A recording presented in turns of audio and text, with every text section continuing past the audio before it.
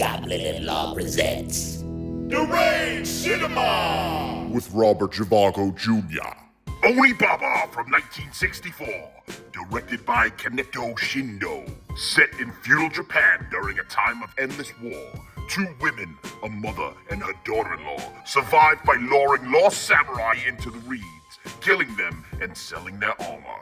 It's a practical plan until a demon mask taken from a fallen warrior enters their lives. What begins as a survival routine turns into jealousy, sexuality, and fear, all tightening like a noose in the night. Shot in stark black and white, the landscape turns into a character itself. Tall grass sways like an ocean of ghosts. The pit they dump their victims into is an open, hungry mouth. Even William Friedkin, the director of The Exorcist, called this one of the most terrifying films he had ever seen. Now that's some pedigree. Onibaba isn't about monsters. It's about what happens when survival strips away everything human and leaves only primal urges behind. That's it for us today. Join me tomorrow for more recommendations. Until then, remember, we're deranged, but we love cinema! Sometimes the mask doesn't hide the demon. It proves it was there from the get-go. Faster Pussycat Kill from 1965, directed by Russ Meyer. Three go-go dancers tear through the California desert. Fast cars, faster tempers, and zero interest in playing nice. After a roadside confrontation turns deadly, they kidnap a girl and chase Aruma, an old crippled man hoarding cash somewhere out in the wasteland. Tora Satana is pure cinematic spectacle, dominant, dangerous, and completely unforgettable. She doesn't enter scenes, she takes them hostage. The dialogue snaps sharp like a switchblade. The desert soon becomes a stage for a power game. Sadism, greed. Is it exploitation? Absolutely. Is it feminist? Arguably. Is it iconic? No question about it. Loud, mean, stylish, and decades ahead of its time.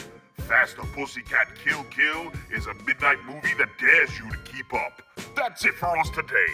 Join me tomorrow for more recommendations. Until then, remember, we're deranged, but we love cinema! Faster isn't just a speed, it's a lifestyle.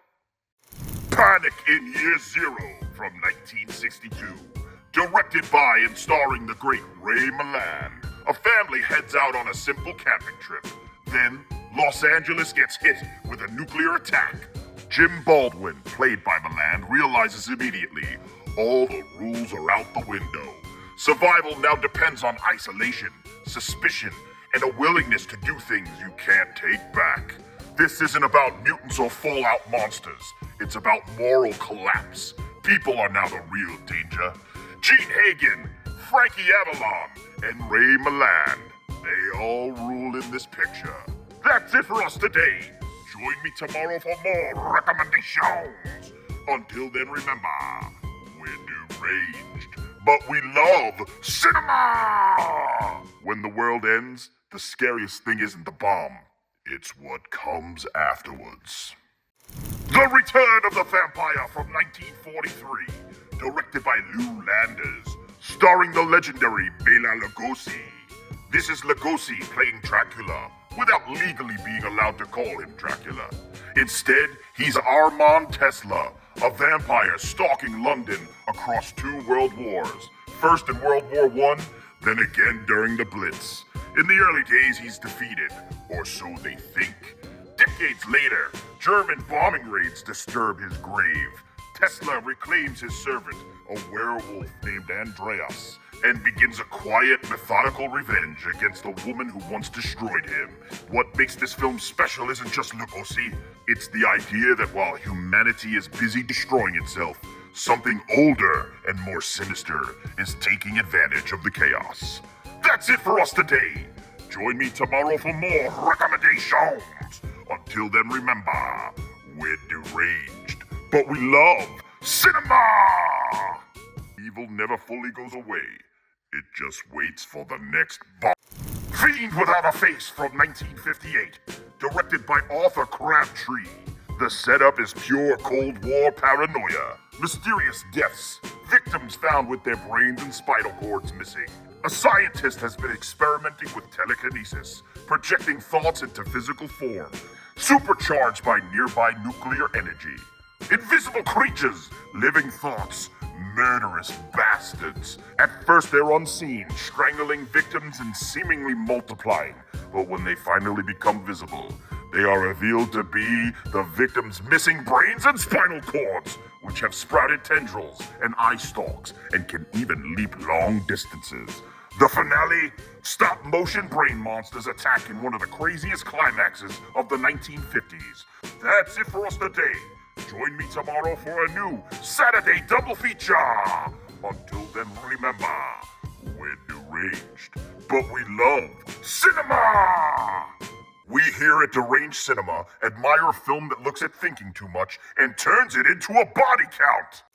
On today's Saturday double feature, we discuss two movies about identity, anxiety, and the unbearable noise of existence. First up, Glen or Glenda from 1953, written, directed by, and starring Ed Wood. Wood tells the story of a man struggling with gender identity through a narration, surreal cutaways, stock footage, and Bela Lugosi sitting in a chair declaring, "Pull the string," like a supernatural guidance counselor. Anyone who calls Ed Wood the worst director of all time is out of their friggin' mind. Then, we fast forward to Eraserhead from 1977, directed by the great David Lynch. If Glen or Glenda is a confession, this is a nightmare. It's about a man and a baby that maybe shouldn't exist. A perfect uneasy pairing.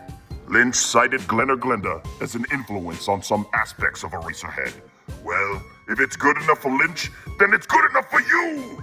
That's it for us today. Join me tomorrow for our first Unmade Sunday, where we discuss interesting unmade movies. Until then, remember, we're deranged, but we love cinema! Sometimes the scariest place to live is inside your own head. On our first Unmade Sunday, we're discussing a film that was sadly never produced, which might have been too powerful for reality anyway. Giraffes on Horseback Salad from 1937, conceived by Salvador Dali, intended to star Harpo Marx and the Marx Brothers. That's one hell of a combo. The story, a surreal love affair between a silent aristocrat written specifically for Harpo and a mysterious woman whose face is never seen. But the details, that's where things go gloriously nuts. Burning giraffes in masks, butterfly nets capturing tiny people, exploding chickens. But Hollywood said, no thank you. MGM found it too outrageous. And just like that, the strangest movie ever conceived became one of the greatest movies never made. Total bummer. That's it for us today. Join me tomorrow when we kick off our next themed week. It's called Top 5 Frenzy Week. Until then, remember, we're deranged, but we love cinema! Somewhere in an alternate timeline, this was the biggest hit of 1937, yet we still left the theater wondering, why the hell were those giraffes on fire?